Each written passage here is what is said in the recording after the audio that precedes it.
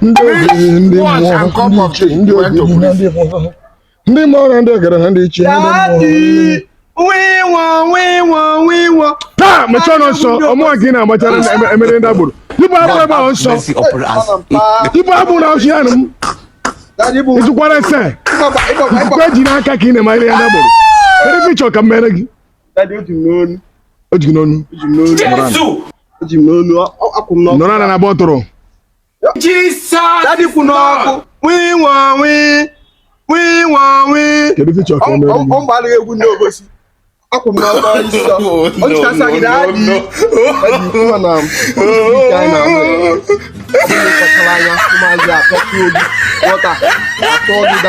onye ọbụla kwesịkwacha anya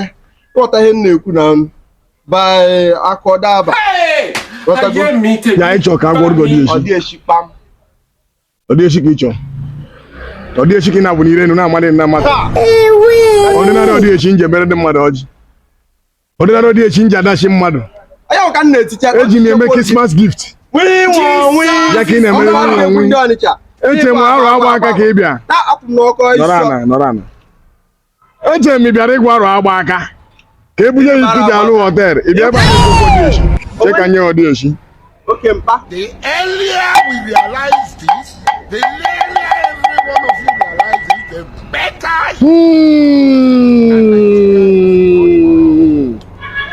Nwa m kedu afa gị? Afam bụ Honesty. Yes. Honesty nwanne na chọrọ ịgwa dị echi na ebunye egbo ebu nkwu ihe mana etie ya mmụọ ga-afụkwa icheka mmụọ ọ bụ na eche ya mmụọ ga-afụkwa icheka mmụọ Honesty ọ bụ ebu nwe ọ ga-ebu nkwe ọ ga-ebu nkwe ndị mmụọ na ndị egara ndị na-eme ihe ose na abụọ n'aka mmụọ ọ ga-ebu nkwe egbu a a ga-alụlụ gị ọlụ m na-enye gị ka ọjị bụrụ ọtọ ebe a ka m kwụnye gị ọkụ n'arụ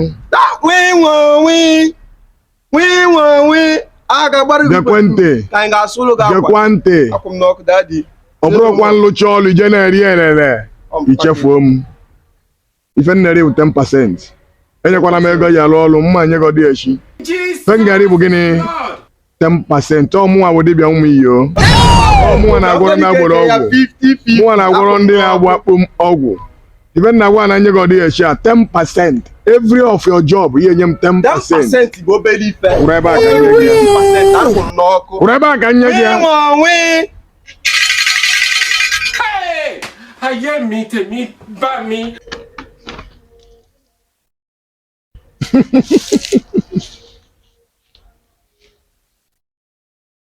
Neri ewere ndị mmụọ ndị egede ndị eze na ndị ichie neri ewere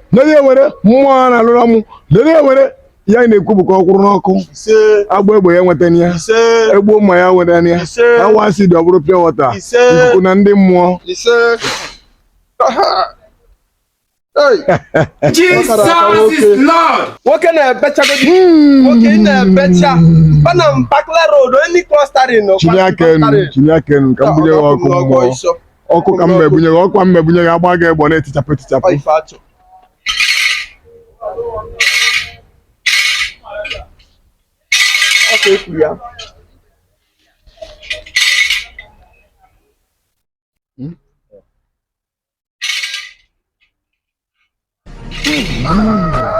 biko before you finish your video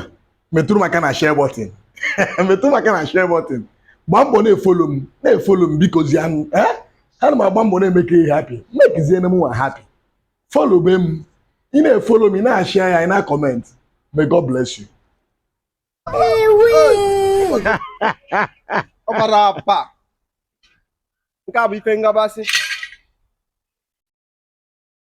gabara onwe gị say no more daddy you can test ya You be mumu, you call other people mumu. They never show you say the mumu. Ka mgba ga bara nwa ife na-eme gị ịkwụrụ gị n'ọkụ ka ngịnị percent oge make ya 15% gafa bụrụ okwu ya ife kwu Jesus egbe onye mmadụ ka emezin anwụ nụmo egbo mmadụ egbo nụ